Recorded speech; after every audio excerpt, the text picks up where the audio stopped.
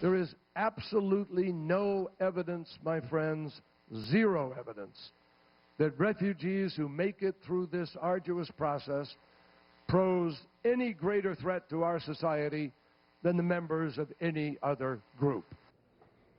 Well, so much for that. According to a new report from Republican Senators Ted Cruz and Jeff Sessions, we've been busting up hundreds of terror plots since 9/11, and a bunch of these suspects have been refugees.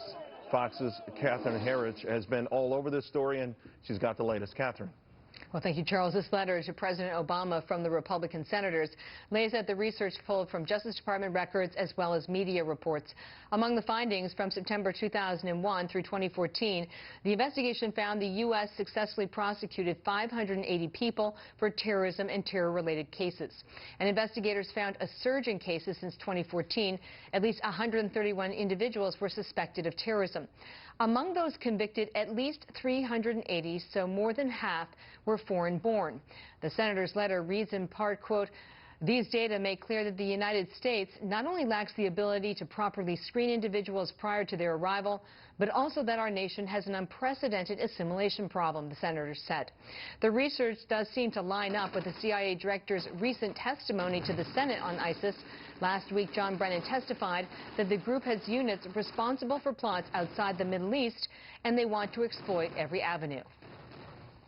We judge that ISIL is training and attempting to deploy operatives for further attacks.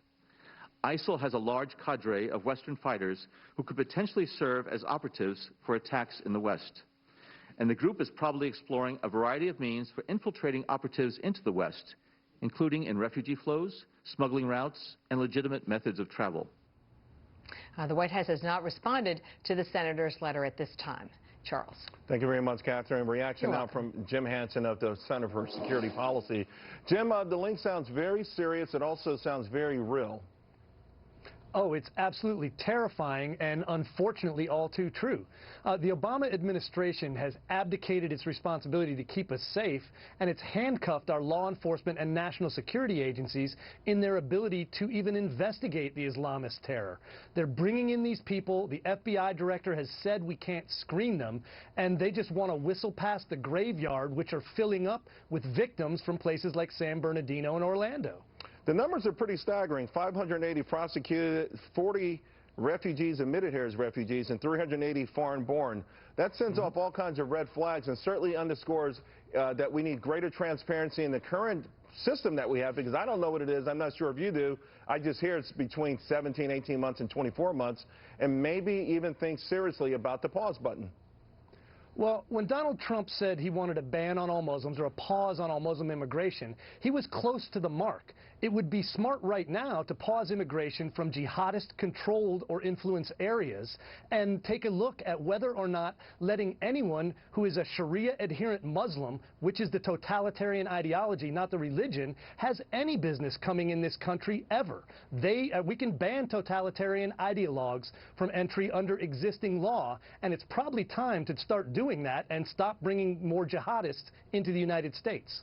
Jim, what about after Orlando? A lot of people are saying, well, you think about these so-called homegrown incidents, that something happened because their parents were allowed into this country. And how far does the screening go? I know it's obvious that the low-hanging fruit is that we would bar Syrians and people from Syria and Iran and Iraq and those sort of places until we had a much better handle on this. But is there an argument to even try to understand the depths of whether or not these people will ever embrace America as their new home, or whether they will bring certain resentment that can sort of foster terror later on?